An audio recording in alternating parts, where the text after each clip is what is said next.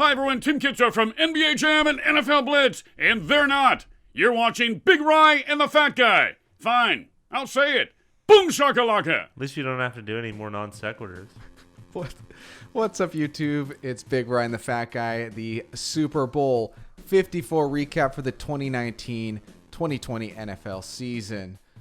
Fat Guy, the 2020 NFL playoff winner, is Laser Jets in 11 games. He went 8-2-1, only 2 losses for the playoffs, 8 wins, good for 6 units if he's following our advice. You know, a little bit under 6 units, but relatively 6 units. I'm glad you kept it together here, Big Rye, because I thought there was going to be a rupture of laughter. But he was able to keep it together. Remember, we do this in one take. 8-2-1 is a fantastic result. Congratulations to Laser Jets. He is the playoff winner and will be awarded a T-shirt. The invitation is in the inbox. Yeah, it was a close encounter. Yeah. All right, Fat Guy, here's the top 10. Laser Jets coming in first. Sir Mix-a-Lot with 7 wins. The only 2 people with more than 7 wins. We also have playoffs. Don't talk about playoffs. Hobbled Goblin versus Fat Guy Slim in the Battle of the Ages. 888. Ashley Schaefer's BMW. Wicked Clown. There's a Fire in the Kitchens, my personal favorite. Knickerbockers and Bobby H. And a shout out to 888 for going 6-2-1 and missing. What could have been? Games. What could have been? As well as Ashley Schaefer's BMW and Knickerbockers, always 6 wins, missing a game or 2. Your thoughts on the playoff results, Fat Guy? It was a tough one for us. We weren't very good. So Bobby H on up. They fared better than we did, but we did do well-ish, at least as far as the season goes, and that is picking every game against this spread for the entire season, including the playoffs. Well, let's take a look at the entire season, including the playoffs, where Jake Jacobs picked last, comes first, 267 games, Number 1. 147 wins, good for just slightly under 56%, as well as Richard E. Steelers with 146 wins, just 1 game behind. 1 game. Jake. Just 1 game behind. Late season push from Richard to close that gap. Also a late season push from Detroit one time, who managed to tie us for 3rd place. Pretty exciting. We also have Dylan. This is maybe the highlight of the video. Yes. Dylan somehow managed to make a comeback and topple Mickey Hill, the one and only Mickey Hill. Not his first comeback, that's for sure. No, but at least Mickey's behind Dylan now. Well, I'm sure he prefers that anyways. We also have Captain Savaho with 135 wins, Satuple with 133, T-Shirt Time and Half Moon Picks tied at 132, but T-Shirt Time has the 232 games, good for 57.6%. Probably the percentage champ. I'd have to take a double check the entire leaderboard to see, but with that sample size, T-Shirt Time probably had the most impressive season. And let's also give a shout out to key viewing contributor Zit Vono, in addition to all of those fine gentlemen that were able to roll with the punches with us right until the end, rarely missing a day, rarely missing any picks. It's a long haul, and it's a great contribution, and we really appreciate it. And I think this contest is going to grow substantially in the coming year and coming years, perhaps. So things will be changing. We're going to grow, that's for sure. There will be some investment of time and money to make this product a little bit better going down the line. And these guys, a hand from us. Let's give them a hand. We'll do a golf. Yeah. All right, that's enough. Sure, that comes through great. Yeah, I'm sure it does. Everyone likes hearing that through these new microphones that we got at the behest of John Stacy. All right, for us, career-wise, 336, 319, 36 games above 500, good for 53.5%. Fat Guy, a very respectable number. I know you're probably not totally happy with it, but it's on the winning side.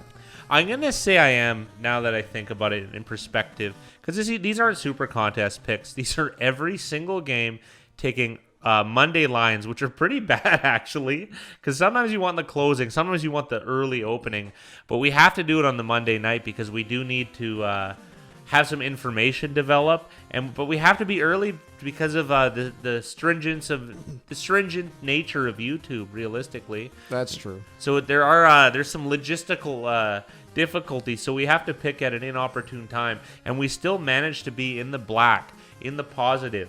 So that's why I've been a little bit more articulate when it comes to pricing this year, and I think we're going to be even more articulate in the coming year.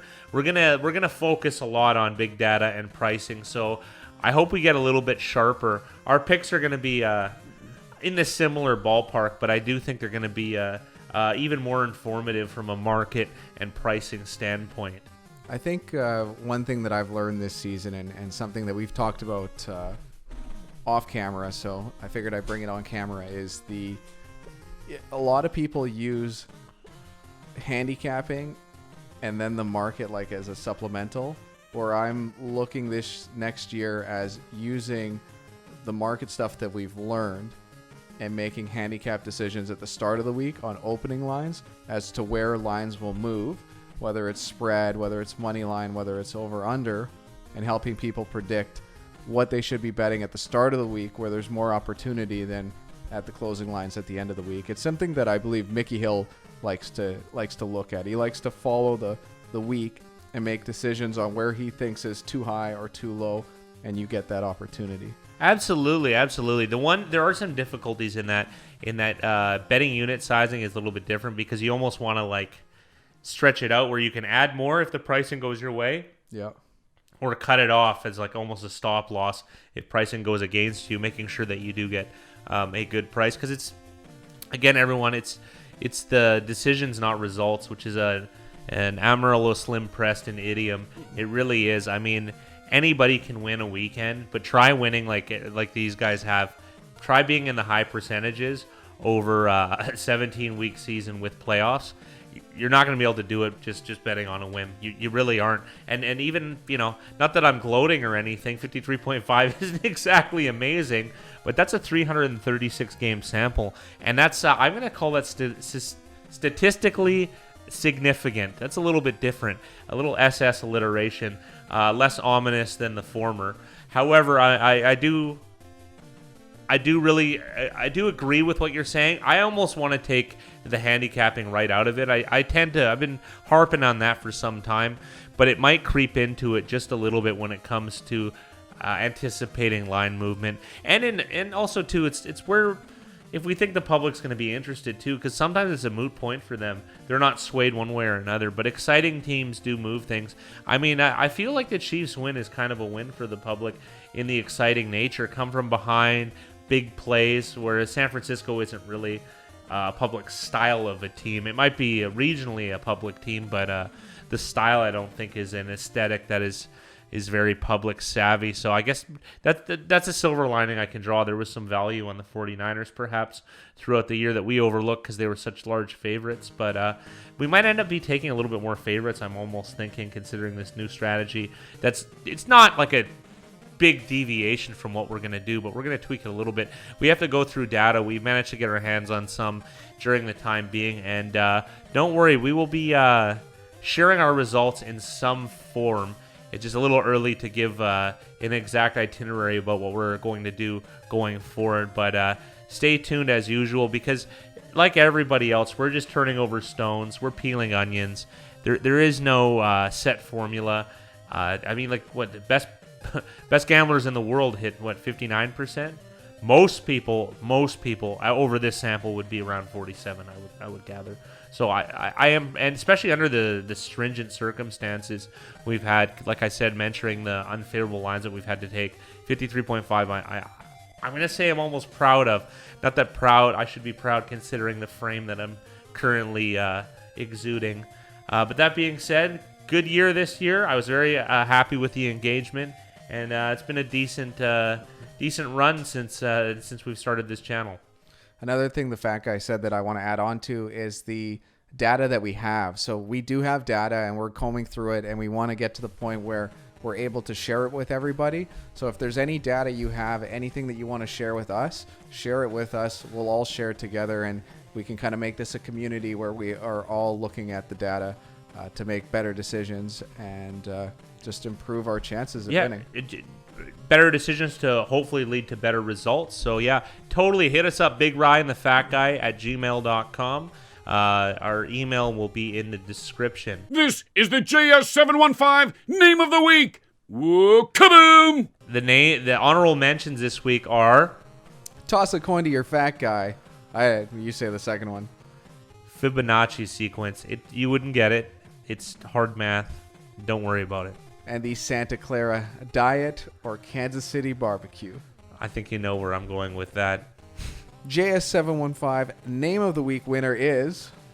Fat guy picked the Bengals in week 2, and I'm pretty sure every week they're on. Yeah, I enjoyed that. I think that was one of the funnier things. It pretty much sums up our style and what we're like. We're all about.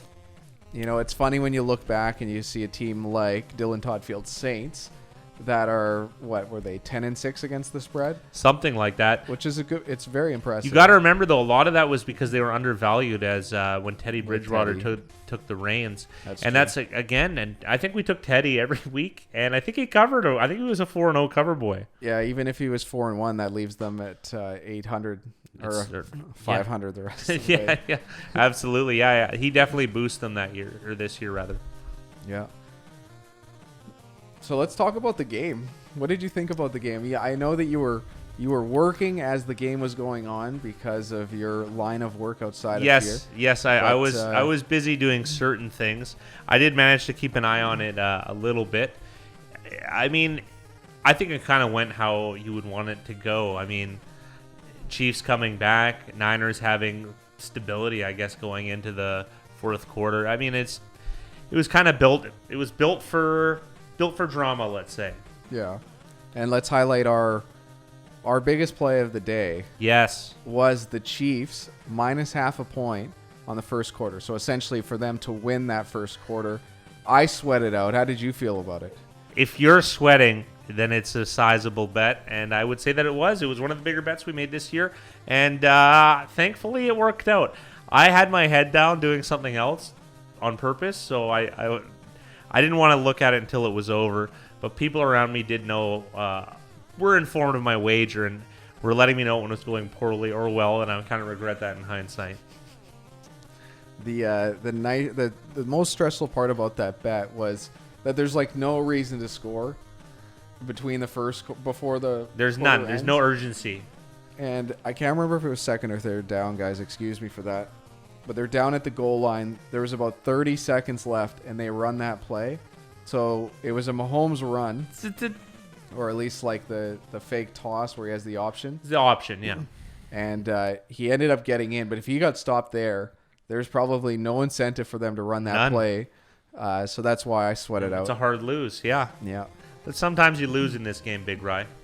Yeah, well, luckily this wasn't one of our cases. I know for the game we had San Francisco on the money line because of the value. I think I got them at close at plus 111. I still think that was good value for San Fran, even though Kansas City ended up winning by 11 points.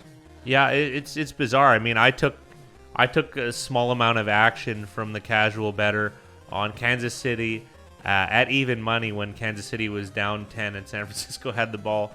And sometimes you lose, but would I take that back? Absolutely not. I would take that bet all day, every day going forward. This is something I haven't even told you yet, but I also took the under on the game. Yes. I didn't get the most optimal line. I got it at 52.5. Good enough. But at a 31-20 finish, it was a 51 total. There we go. So the under hits. I believe it opened at 51 at some places. It got bet up all the way to 54. And then about the day before, it started crumbling back down to 53.5. At closing, it was 52.5, at least at Pinnacle, which was a nice win as well. That's all right. Yeah, that's a cash for sure. The books wanted a San Fran win. They wanted an under.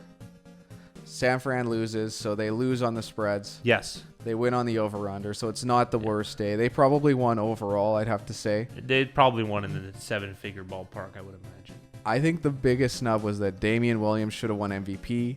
If my memory serves me correct, he was about 7 or 8 to 1 to win MVP. Patrick Mahomes was pretty much even. I think he was a slight underdog. Minus 110, I could see minus 120 in that range. Yeah, at closing, he was about plus 110 to plus 116. I don't think he played very well. I don't think he deserved the MVP award. I see that as a narrative, it's fitting that he is the MVP. He's the best player on the Chiefs. That's pretty obvious. He's the best player on probably the best team. I mean, he won the Super Bowl, so Yeah. it makes sense from a story standpoint. But you are right as far as effort goes. It's a pretty good game from Damian Williams. Damian Williams played excellent. Two touchdowns. 2 touchdowns, one rushing, which was unnecessary, but he did it. Yeah. One receiving. You could kneel down there. Yeah. They were still, San Fran still had the chance, but it probably would have been better win percentage wise to do that, because you don't leave yourselves open for like an onside kick and all that. No, you don't. Other crazy Well, stuff. I mean, look at the Falcons in their own near comeback, which would have been the greatest comeback in NFL history, I believe, against the Saints. Yeah. Recovering Younghoe Koo's 3. Is it 3? They had 2 successfully completed ones, but they had a third one that was called back on a penalty. Like, I'm sorry, that's just It's crazy. amazing. When I think the percentage is like 5% with the new rules, I think it was like 11 or 12% before. Now down to 5%, and you're talking about a guy who hit 3 5% in a row, which is It's 25 and impressive. 1,000. Yeah, That's amazing. Well, to get a sequence of 2 in a row, starting from no successful. Sorry, I'm getting all logistical on you here. Don't worry, hit me with the logics. Yeah, yeah. Okay. What else can we talk about the game? Garoppolo, the San Fran rushing attack, San Fran's defense. Something I talked about with you earlier is it's really, really tough. You and I like defense, and we Yes. think defense wins championships, all that stuff. Well, I mean, I think it's part and parcel of everything. I think good strategy wins championships, but I digress. And to me, what's super important for any NFL defense is rushing the passer. Of course. But this happens, at least over the most recent few years, is that teams reach a certain point in the game where the pass rush becomes less important because of fatigue. So they get tired. It's just not the same pass rush at the end of the game. And Nope. the Chiefs managed to put up 21 points, I believe, in the fourth quarter. No, fourth quarter in the last 6 minutes. In the last 6 minutes of the game. 6.5, something like that. And don't bite my head off for being a little bit incorrect, but I mean it was 20-10 with 7 minutes left, a little less than that, for the San Francisco 49ers. So, yeah, that's pretty impressive. I also like the stat I just read before I came on here, just showing how impressive Patrick Mahomes has been in these comeback victories. In games where Patrick Mahomes trailed by 10 or more points this season, he went 5-0. Perfect 5-0 record. You compare that to Kurt Warner, who had 46 games where he was down 10 or more points, and he was 2 wins and 44 losses. But, I mean, this is also, too, a highlight of survivorship bias. Kurt Warner could be the unlucky one out of a bunch of lucky ones. Kind of like how the Kirk Cousins thing about playing on prime time. He just happens to be the least winningest quarterback. There has to be somebody. You know what I mean? Is Kirk Cousins a bad quarterback? No. I mean, is he the greatest? Absolutely not. But, I mean, he's somewhere in the middle. He's not the worst. He's not the best. So, I mean, Kurt Warner, that does surprise you considering how good of a quarterback Kurt Warner is. But somebody's got to be the unluckiest. Somebody in each instance too, right? I mean, and then you could go what has happened fortuitously to someone like Kurt Warner. I mean, his completion percentage in some of those games is just ludicrous too, right? So it's very unlikely for that to happen, even if you did have if you outclass other passers, you know, by a large margin. It's still unlikely to have such high completion rates in certain games. You know what else I'm sick and tired of? I'm bringing this up just because it's popping to the top of my mind. Is I keep seeing these charts that said like San Fran had a 95% chance in winning, which is such bull because the casinos aren't offering 20-1 odds on the Chiefs to come back with 6 minutes left. No, they are not. I haven't looked at what the live odds were. It was probably closer to maybe like plus 240. I think I saw it one time. I don't know what time of the game that was. Maybe plus 300 when like San Fran's got the ball with. I think there was a plus 450, I think, during the game.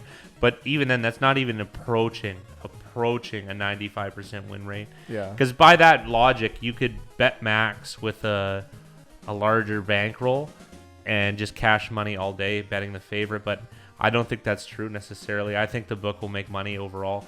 I don't think those live odds are inaccurate. So I think there's a big discrepancy, like you had mentioned, between the books who are more on the pulse of what the actual number is than the analytical department, let's say. Because otherwise we could just listen to them, cash checks all day, just taking the favorites. But again, I don't have the data in front of us, and neither does Big Rye, but I'm tending not to believe this one. Sounds too good to be true. Maybe at best, San Fran was probably like 77 to 80% chance of winning. That's what I would guesstimate. Even with the lines, at least. Yeah, exactly, and that's how I felt it was too, especially when I took my even money bets. All right, now we want to do a big thank you. This is going to be a little bit of a long one, but we're going to name off all the contributors that put in at least a couple weeks of entries. Beer and Pizza at 11, Zitvono at 12, Bo 13, followed by Claymaker, Gay for Fat Guy, unofficial champion of last season, Wook Dog. It Hurts When I Fart, a classic. K2814X4. I said I never wanted to say that name again, and I still stand by those sentiments. I believe a week winner. Yeah, it was. I think he was close the second week. Very close. I think he lost a wheel spin. Nasty Pack. Big Rise, Big Thighs. They're not that big. Also at least another impressive percentage, if I remember correctly. 52.9. 52.9. Still good. It's still on par with us. Still good. And followed by was Lou 2811, Wicked Clown, Sam Hobgoblin. There you are, pal. There, it was Sam who had an excellent 54.6 from Sam. Fantastic. As well as Bat Boy. Bat Boy with a 54.8. Billy 369. Isn't that a wrestling move? Shout out to Little John there. Yeah. Sir Paco de Pope, Stevie Janowski. I imagine that he might be Ashley Schaefer's BMW as well. Possibly. Micro Odds, Big Morg, 888-888, Lil Guy, GZ07, Mike J. You always wanted a shout out. You got one earlier. You're going to get one again today. Hinokio, Strength Coach 45, Ixoc 19, Bobby Nukes, a name I always like, Team Juju, Item, T-Bear, Perp, as in Purple Mouse, Big Rye owes you a pizza. Well, at that record, this one's at 60.2%. That's very impressive. And now Good at Business. What's the sample there? 124 games. 124 74 wins, good for 60.2%. Good at Business, 123 games, 73 wins, 60.3%. Not bad. Very impressive. Shiv Daddy, CTC 9-word, Weiss Picks, Nels, San Diego Padres fan, Mr. Monte Carlo, D Nice. We're getting down there now. First time for the T, Laser Jets, who won our playoff contest, World War III, LGPC 19, Moose, Hammer, Gaston. I mean, you know. Nice. That's a power name right there. It is a power name. Who doesn't like to be the heel? And I think that's Beauty and the Beast. Yep. Oh, yeah. There you go. Pinkman, Tony Maldonado. That's a good name. Crimea Rivers, Kawalu01. I think I said that better than last time. Bobby H, Untouchable, Chef Chappelle, Crooked Zebra.